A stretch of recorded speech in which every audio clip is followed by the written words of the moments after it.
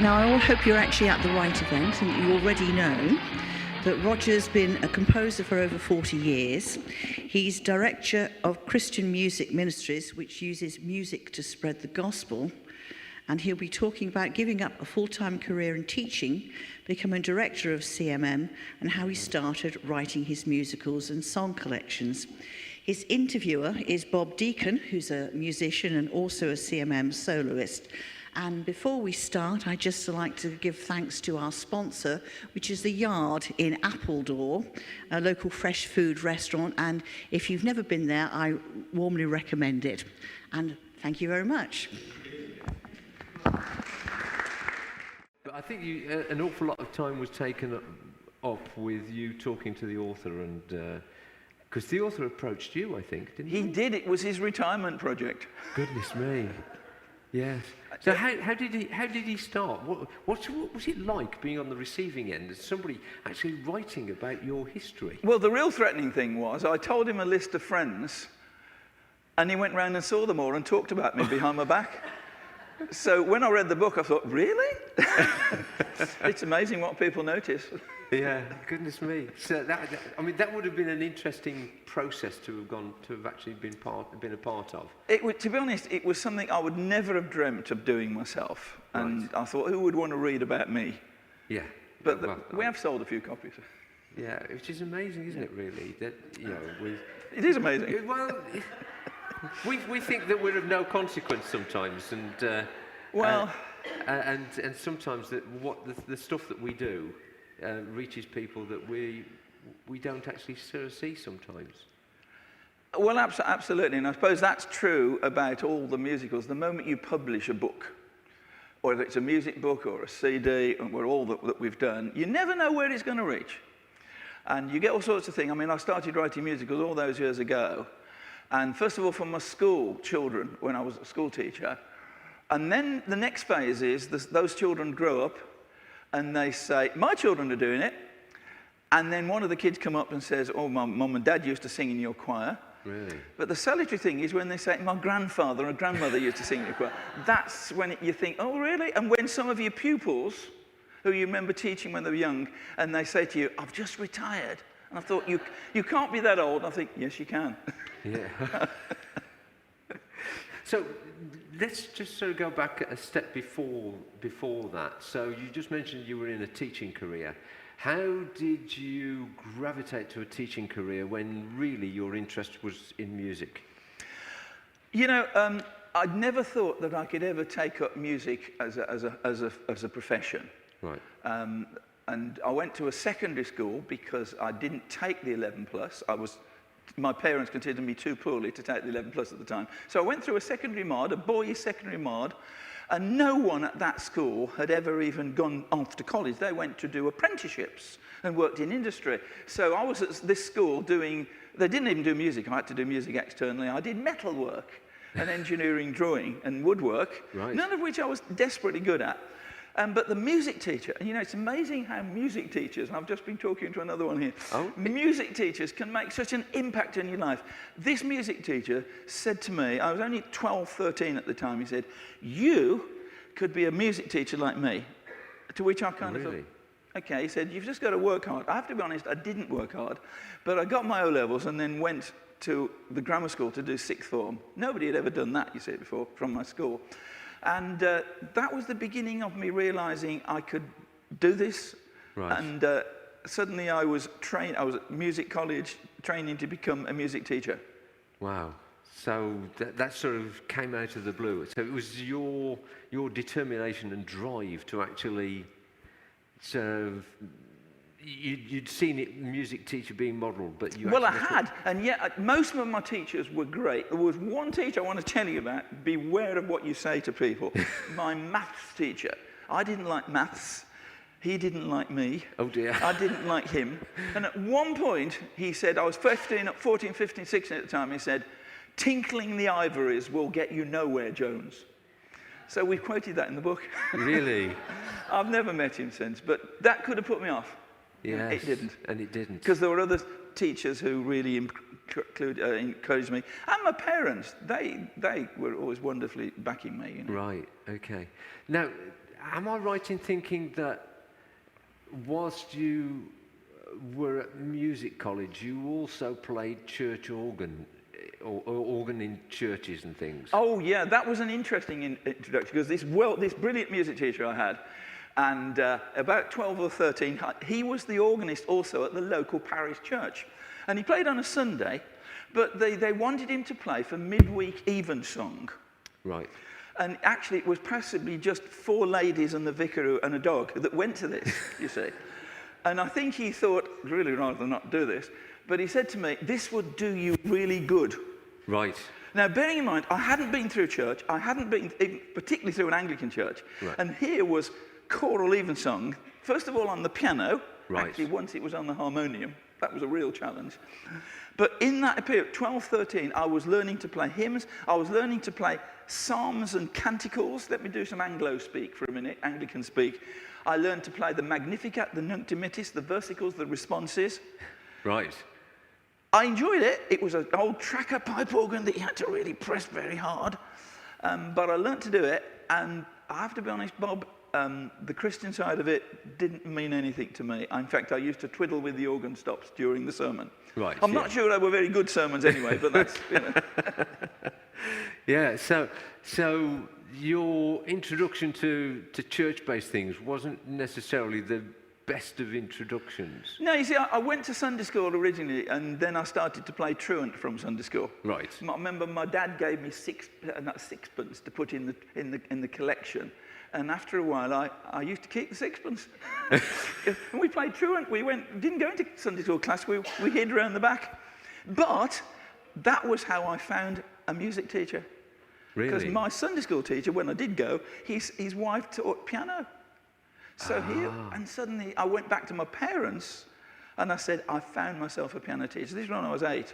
So you were 8? I was 8 then. And you know, it was a Methodist Sunday school. I can't remember anything they taught me. Well, I wasn't there that often.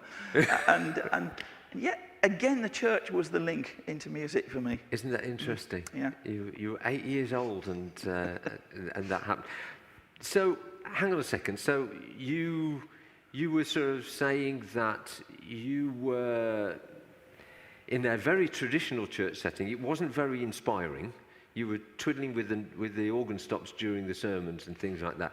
And yet you've ended up being a composer of 25 Christian musicals. Now, come on, Roger, what made the difference? Well, the first major difference is when I changed schools. I went to this 6th form at this local grammar school to do music, and there was a group of people who used to belong to a Christian Endeavour Society. We were talking about Christian Endeavour. Right. And they said, we'd love you to come with us to church on a Friday night. And I thought, but I go on a Wednesday and I go on a Sunday. Friday night, it must be a youth club, table tennis, snooker, and girls. Actually, it was all those things as well. And yet, actually, this Christian Endeavour meeting, this was a funny lot. They used to take their Bibles. Really? And not only did they take their Bibles, they used to open them. And they used to read from them. And they used to pray not out of a prayer book. They would just have what we called the chain prayer. And I thought, this is a funny lot, this is. Right. But it was a cheap place. I'd got a girlfriend already then, and Mary knows all about this. And it was a cheap place to take the girlfriend. Friday night, it really was. And then I got into this youth group, and I made friendships there, actually, that are still going. Really? And then eventually, I swapped girls around a little bit. This is all before I met Mary. And my first serious Christian girlfriend. Right. And we started to go out quite seriously. And she said, hold on a minute. It's all very well, but you're not a Christian. I said, what do you mean? I'm a church organist. Yeah, exactly. Yes, yes. She said, that's not what I'm talking about. You say, and obviously she told me, well, and the group of them said, no, you've got to make a personal commitment to Jesus. I had not heard this language before, even during my evensong days and all that. Right. And eventually I went round the group and I said, help me with this, help me with this. And lots of them gave me little verses to remember scripture. I can even remember one of them gave me Philippians 4:13. I can do all things through Christ who strengthens me. Right. Except in those days it was strengtheneth me, because we used the authorized version. Yeah. Eventually, we had a Billy Graham film that we were showing at church one night. And the youth group, we went around sticking leaflets in the doors. And I did all this. I was encouraging people to come to this evening thing. I didn't know what it was going to be. That night, that's when I knew. As I watched that film, and it was verses from Psalm 8. Right. When I consider the heavens, the moon and stars which you have ordained, what is man that you're mindful of him? And there was this picture of the solar system, such as we know it. And that's all, and it was just Billy Graham showed that. And it just hit me, all the other things that with the friendships and the Christian Endeavour meeting, I thought, if this God is big enough to create that lot, and yet love enough to be interested in me, that's it. Yeah. And I just said, okay, Jesus, that's it. I want you to have my life. Wow. And I was 18 then. You were 18, 10 years on. 3 months before I went to music college. Really? It's strategic, but the Lord seemed to have a plan. Wow, goodness me. Yeah. So you made a commitment to Jesus, as you say, just before you went to music college. Which music college did you go to? It was called the Birmingham School of Music. It's now called the Birmingham Conservatoire. But it was the Birmingham School of Music. Right. And you know what? I met more Christians there. We formed a Christian union. Oh, right. And in the first term, and only 120 students, but we got lots of folks come to the meeting. 9 people made decisions for Jesus. Wow. That first term. In that first term. And eventually, the second year, I became president of the Christian Union. And we were really a passionate lot for telling people about Jesus. And I was sent for by the principal. Oh, dear. The principal said, we see all the things you're doing. Can you please restrict it to 1 prayer meeting a day? So I said, all right. But our lives were changed. We saw lives changed. And that gave me, that with the Billy Graham impact, gave me the vision for ministry. That's the stuff that I'm doing now. And so you went through college, went through music college. So you would have then had to have done a teacher training course? Yeah, a 1-year teacher training course. I remember the first week we were sent off into this school. I was frightened to death of the kids. I didn't know, seriously, I didn't know what to do. I wanted to be a music teacher, didn't know what to do. I thought, these kids, what do I do with them? But I was on teaching practice with a friend of mine who was on the same course as me called Chris Bowater. Many of you will know Chris Bowater. And we were compatriots, great close friends, such a lot in common, except he supports the wrong football team. So which team did he support? Aston Villa. Oh, no. And you support? Birmingham City. Right, I share that as a prayer need, incidentally. But, again, me and Chris were friends and we shared in that ministry. And then it's amazing how our paths were so parallel. We both went into teaching in schools, secondary schools, heads of music. Right. And almost independently, at the same time that Chris left teaching to go in Lincolnshire up to his full-time ministry, was writing worship songs, leading worship. And it came to the point where, almost the same point, I left teaching to go into the full-time work that I've been doing since 1984. So what was the catalyst for that? What made the change? Because that's a huge leap. Oh, it was huge. Because I'd got a wife and 4 children and a model railway to support all this. Yeah. And yet my vicar, because we were then in a very evangelical Anglican church, where my vicar Peter, huge supporter of us, we even went on cricket tours together down here. I know you visited Instow, haven't you? We did. I played cricket at Instow with it. But my vicar just turned around to the house group we were in, and he said, what about if God is leading Roger and Mary to give up teaching and go into this full-time stuff? Because then I'd written lots of musicals and so on. And I thought, this is all very well. I've got all that. I was quite worried about that. Thought Mary said, if the Lord's in it, it's all right. So on. But I was quite worried about it. So all the group, people who really knew us, who seriously knew our foibles, certainly at least plenty of mine. And one night it got to, he said, right, we've been praying about this. A lot of people around the country prepared to support you financially, at least for a year or two. And we went round all the group, and the question was, do you think that God is calling Roger and Mary to give up the steady job of teaching, which was pre-Ofsted days, and to go into a full-time ministry? Every one of them said yes. And so the vicar, Peter, said, turn round to me, and he said, there you are. If it goes wrong, you know who to blame.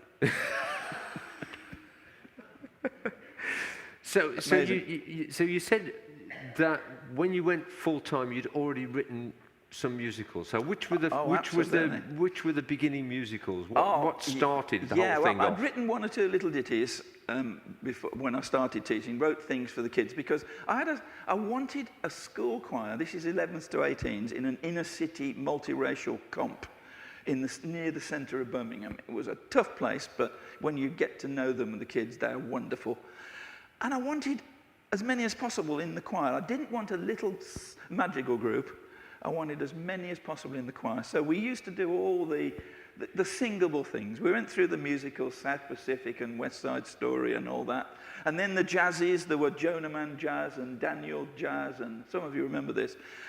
And I've got an Easter concert coming up, and I'd just seen Jesus Christ Superstar, good old Andrew Webber. Yeah. And I thought, what a good idea to write something like that, only perhaps be a little bit more, with great respect, a little bit more biblically accurate. Right. But I looked at my kids and I thought, what sort of music suits them? And I wrote for the school Easter concert, my first musical.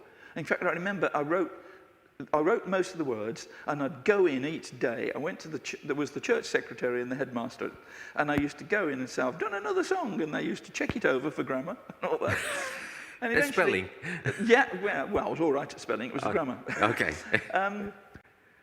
And that Easter concert in 1973, which is 50 years tomorrow, next year, it was the first performance of Jerusalem, what was called Jerusalem Jazz, because we were doing jazzes. It wasn't really jazz. No. But then I tried to get publishers interested in. Nobody was interested. They didn't want to take on a new author. How do you become not a new author? But it's a catch-22. It is difficult. But my headmaster invited local radio to come, local radio WM, or BBC Birmingham then it was. And they said, wow, we like this. Let's come into the studio, into Pebble Mill, and we'll put it on Good Friday. So we did. Really? And then it got a good reception. Did they record it live? Yeah. So it went out live? No. So it wasn't live, but they recorded it in stereo. It wasn't multi-track stuff like we do today. Right. And it went so well, he said, I'm going to try this nationally on Sunday half hour. Don't you remember Sunday half hour? It was on Radio 2, 8 o'clock on a Sunday night. Right. And he said, but you've got drums in this. It's a bit what we call racy. It's a bit, we'll do it in August when not many people are listening. That's what he actually said. And he was waiting for the flack, and we did Jerusalem Joy, and it went out on Sunday half hour, Radio 2. And he did get a lot of letters. Did he? But they were all, as far as I know, they were all complete. They wanted the music. Really? But I couldn't get a publisher. So I was sending, for weeks and weeks and months, we were sending photocopied music out. Still couldn't get a publisher. Started to go so well. 2 years later, he said, I'm going to try it on BBC TV. And in 1975, we did the whole of Jerusalem Joy, filling up a whole Songs of Praise. Wow, goodness You know me. what? Publishers were coming after me then. Isn't that interesting? Yeah. And I guess that was how it all got started. I wrote music for the kids because I knew who I was writing for. Yes, you knew. The rest of it was out of my hands. Yeah. Yeah. So it's total serendipity. Total. I mean, as you say, it was out of your hands, and and you never know quite. You write the music, but what happens to it after it's written? You never know. So I know that when we started sending photocopies out, at one point we had a lady visit the school from what was then called Rhodesia, okay, Zimbabwe, and she came. She said, "We had to visit you while I'm in England. We've done your Jerusalem Joy." And she told me about that. I thought, how did it get there? Well, she heard it on BBC. Wow. Still didn't think that I was going to do anything other than be a music teacher. And then I became head of lower school, which meant I was moving a little bit away from music. Yeah. I had 540 kids in my school and 18 members of staff, and I enjoyed that, but it was less music. And then I was approached by an organization called the Sunday School Union, National Christian Education Council. And they said, we're going to commission you to write a musical about Robert Raikes. Wow. And I thought, who? He was the founder of Sunday schools. In fact, day school, up in Gloucester. Yeah. And they said, we're going to pay you £500 to write this musical. And really? I thought, I'll take the money and run here, because I don't think anybody's going to want to do a musical about Robert Raikes.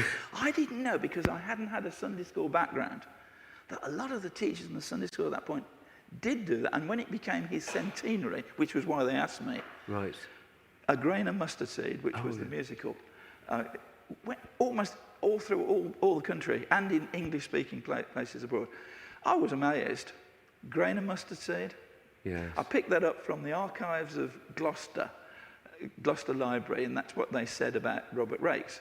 But a grain of mustard seed, that's what it was, and it meant that suddenly we got launched in more than just writing for schools. Right. Again, the Lord was in this. I had no idea what was going on. Right. So I mean, and this was not the first time, because Mary Jones also played. Apart from Mary Jones being your wife, Mary, yes. there was the real one's there. There was a very other important Mary Jones. This came 4 years later. I have to say, 2 years after that, there was the Christian Endeavour centenary, and they said, would I write something for them? And I wrote Saints Alive. But then 2 years after that, 1983, it was the 200th anniversary of Mary Jones, the little Welsh girl who walked 28 miles for a Bible in Welsh in her own language. And that walk kind of inspired the start of the Bible Society, which is now, of course, international. Mm. And so they asked me to write a musical about this little Welsh girl, and I called it Greater Than Gold. By then, I was very convinced about a ministry. I was still school teaching, but I was so excited about bringing to people's attention the value of a Bible in their own language, a Bible that we can read every day, whatever, you know. Yeah. And so that was Mary Jones. But the interesting thing, Bob, I must say, because we then were starting to supply the music ourselves, you see, as well as I had a publisher who was doing it. And people would ring up to order music, you see, and they were ringing up to order a musical about Mary Jones. So Mary would answer the phone, and she'd say, hello, Mary Jones speaking. And I think people were thinking, how good is this organisation? But it got around the country. Yeah. It was exciting. And then that was the first of our tours. We started to take a choir with the original soloist around about 10 or 12 centres around the UK with local choirs. Yes, yeah. And that was a pattern that carried on for the next 20 years. Absolutely, yeah. Absolutely. So very small beginnings, and as you say, difficulty getting publishers on board.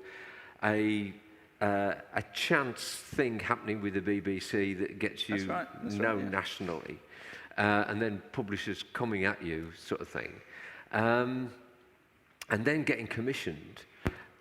Where were you going to go after that? Well, we didn't really know, but that, of course, was coming up to the point where we then were going to leave teaching and take this big jump. This was just after Greater Than Gold, 1983. 1984, we took the big jump, and we actually applied to the Birmingham Education Authority. God was very gentle with us in this. He wasn't calling us to do something dramatic all of a sudden. And we thought, let's ask the Chief Education Officer for Birmingham if I can have a 2-year leave of absence. Ooh. And that was unheard of, with the promise of my job back at the end as head of lower school. Right. And it kind of felt all right. But after about a year, we realized God really was leading us into this. This really was a ministry. And that came about 1985.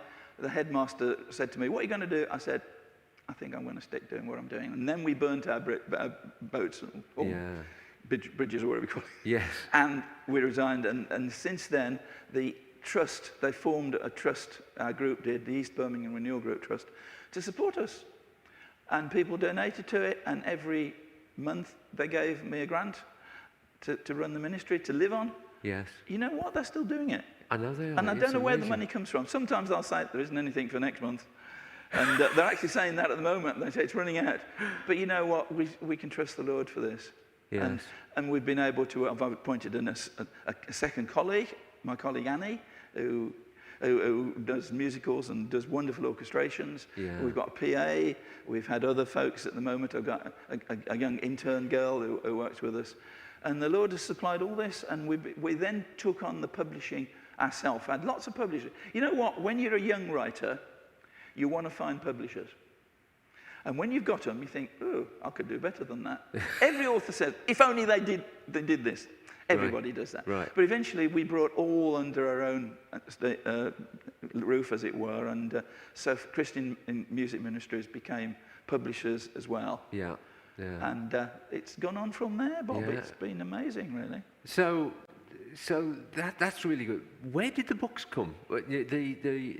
So those are the musicals. Yes. But what drove you to write 2 books? Well, 2 books called Worship Works and Spirit Works. Alongside doing musicals, you go into a church, say, for a weekend to do a musical. And sometimes people will ask me to preach, because I love preaching. This is my passion, is preaching. And so, amazing. Much more than music, funnily enough. And people would ask you, come and talk to us about music in worship. And then, of course, I'm very involved with this renewal group that were very into the Holy Spirit and the charismatic renewal and the gifts of the Spirit. And so sometimes they say, come and do a day on worship, and then might even, if they were brave enough, come and do a day on the Holy Spirit and the work of the Holy Spirit. And over the years, we'd built up all these seminar notes and PowerPoints and so on. And somebody said, have you got any of this written down?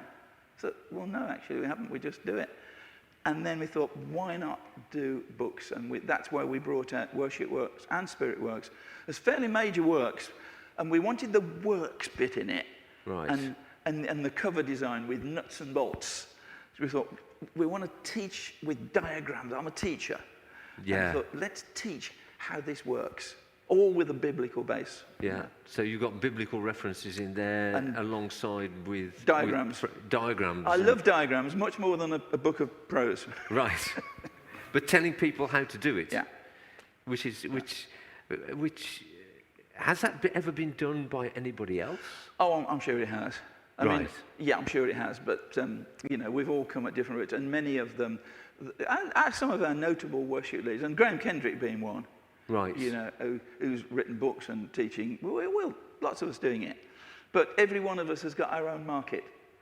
And for us, we thought, this is where we've been invited to go. Here's the books. Go away and work it through. Right. I am passionate about helping the local church to grow spiritually. Right, yeah. And also, the local churches, we don't always get it right. We don't always, there's never a perfect church. We don't always get the music right. Gosh, talk about arguing about music, Bob. I mean, we've had conversations about this, haven't we? You change the tune of somebody's favourite hymn. If they're saying for the concert, I'm guilty of that as well. Well, we did a programme on Sunday half hour, and I put my setting of When I Survey the Wondrous Cross. And it was well received, except we had one letter that said, a lady said, there ought to be a special punishment for those who change the tune of our favourite hymn, especially with the dreaded beat. Fortunately, not many like that. But there are many, many hot potatoes. World War III will happen in churches when worship styles change or whatever, or don't change. Yes, and we've seen an awful lot of that happen over the last 20, 30 years, haven't we? Yeah. I think we've seen an explosion of worship material and styles. Yeah, absolutely.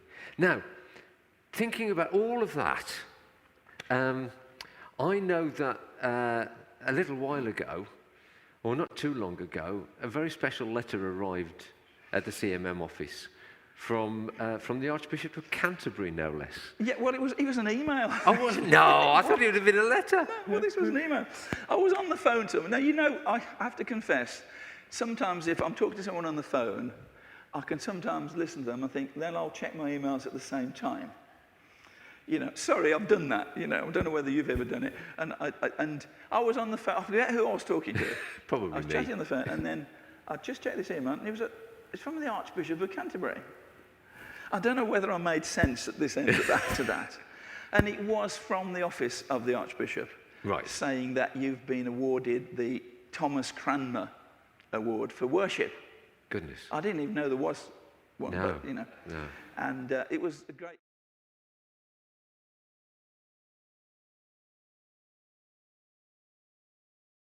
set up himself since he became Archbishop, and I know Noel Richards and some of the Stuart Townend and some has had it before that.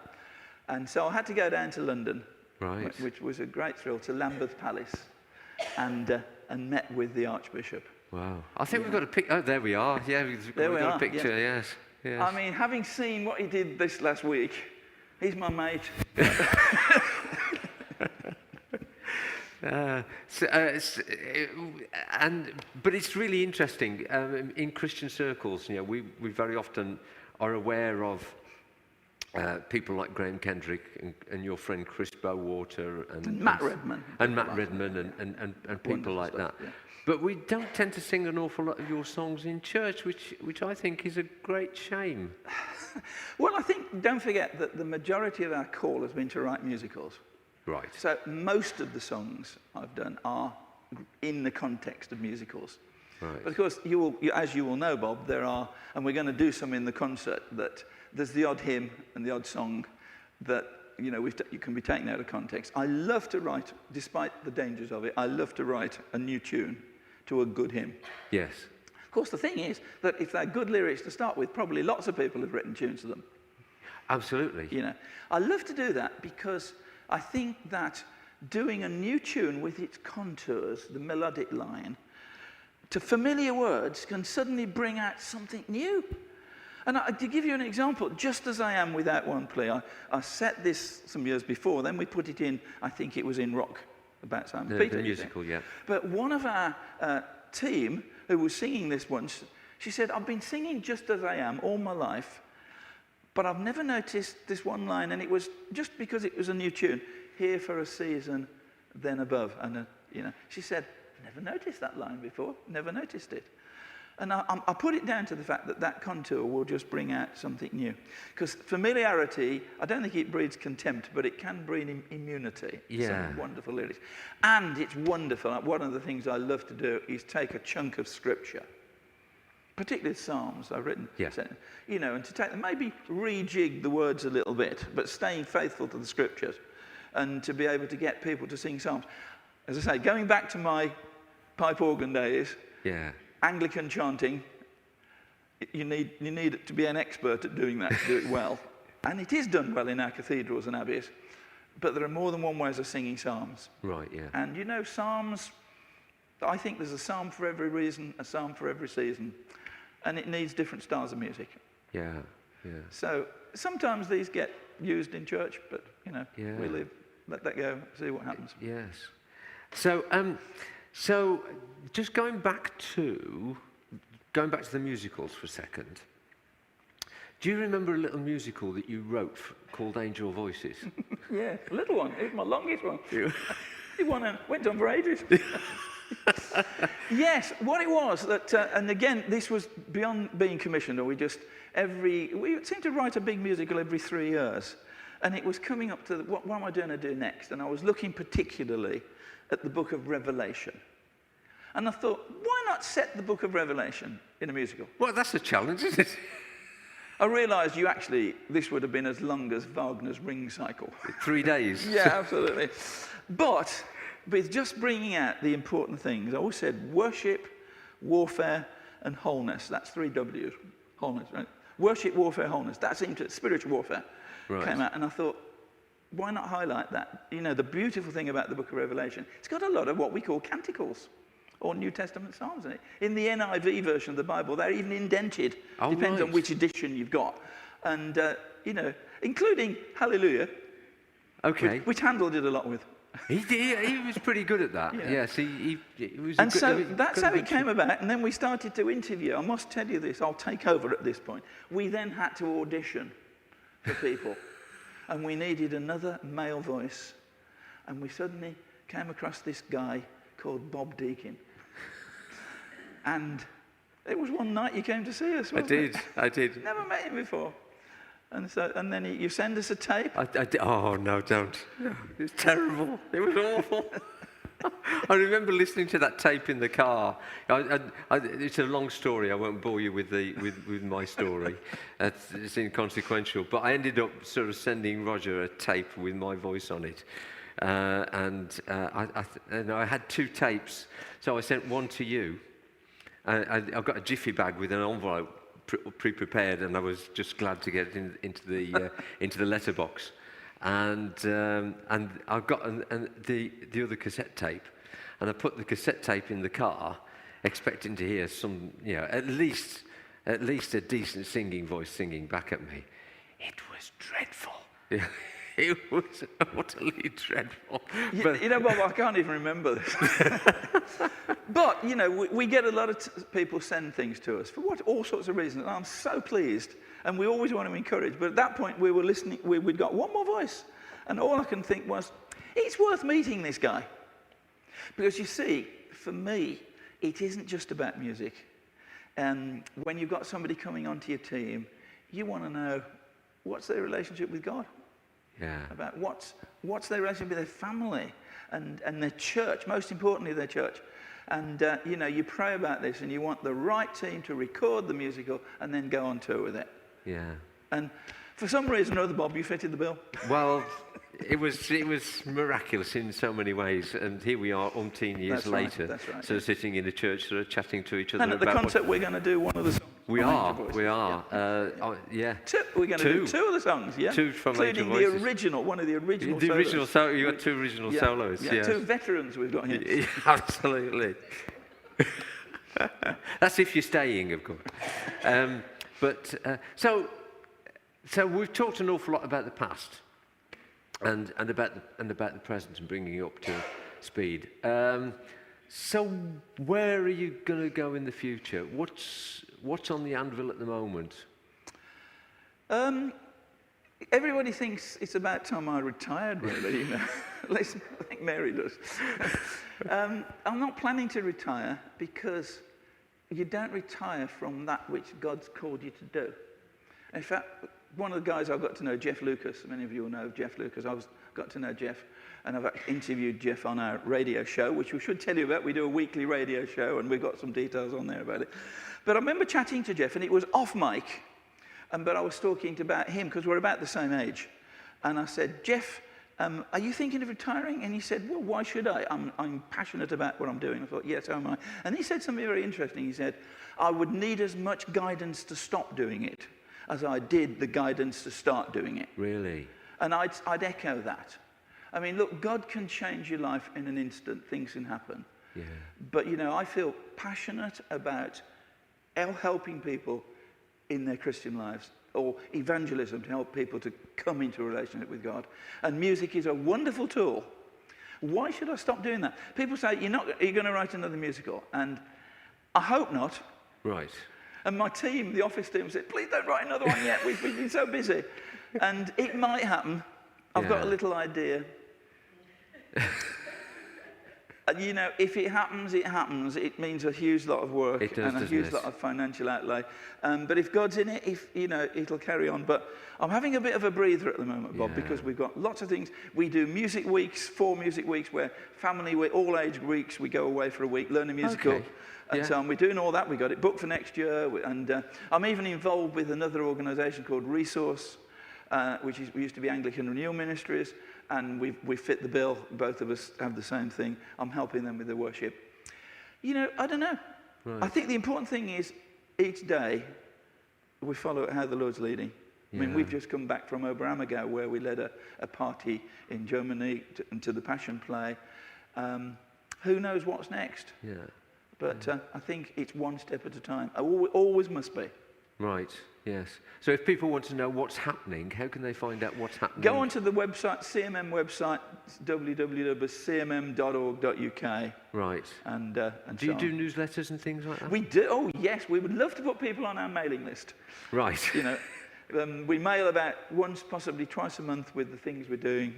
News and where you're going to be in the country and so on. Yeah. Because I know I know when I asked you if you would be free to do at the Appledore Book Festival, you just sort of said, well, we're not just going to come back from Oberammergau, you sort of think, you know. I think I actually said, Mary's going to be horrified at this. Because we got back on Saturday, utterly shattered, had to do something at church Sunday, came down here Tuesday. But that's it. And I actually think that some people are more gifted at being itinerant than others, coping with the itinerant... all the travelling. Sleeping in a different bed each night. That's particularly what we did when we were doing musicals on tour. Well, I remember. And I can handle that. I quite like it. Yes. Some people would be horrified. Yeah. And Mary's kind of about it, so she keeps the brakes on me. Okay. So you have to get things cleared by a higher authority. Absolutely. Yeah, Absolutely, bless you. Yes. Okay. So, if you were,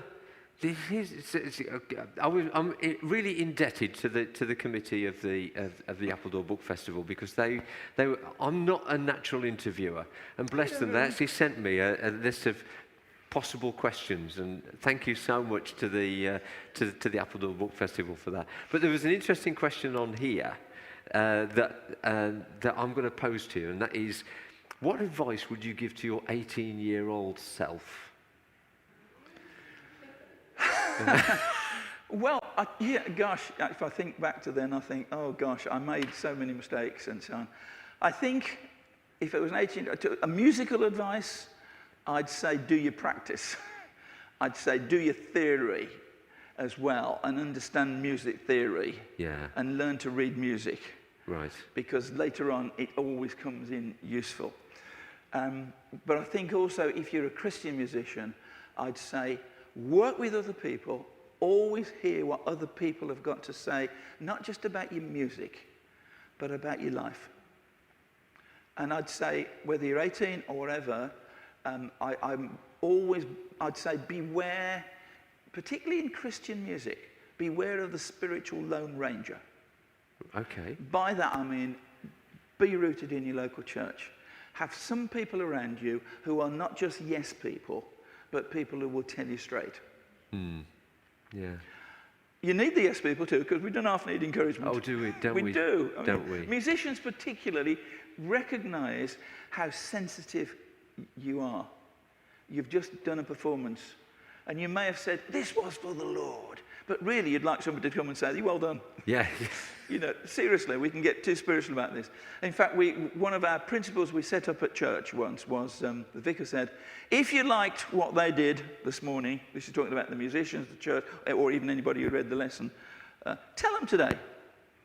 If you didn't like it, wait at least till Wednesday. Right. And I think that's important, you see. Yes. Because we need time we're very to raw. listen to. The Christian music, like anything else, music is a creative art that comes from us. Yeah. And we're creative, and vocalists particularly, it's the built-in instrument. We've exposed ourselves. Yeah, we are totally exposed. You know, and it doesn't matter. We know, I can't say who it is, but we know a young girl who was a brilliant opera singer who was frightened to death and gets nerves. Wow. You know, it doesn't matter how good you are, you know, you're exposing yourself. Now, when it comes to Christian ministry, to get the balance right between I can create, I can perform, and yet, hang on a minute, I'm just following Jesus. Yes. We need people around us to help us get that balance, because so often we'll get it wrong. Oh, yeah. You know, yeah. It was, can I just quote Adrian Plass here, a well-known author, Christian author. He said, God isn't calling faithful saints, but available pillocks. Okay, you need other people around to actually say it, you know. Or what I sometimes use the word plonkers.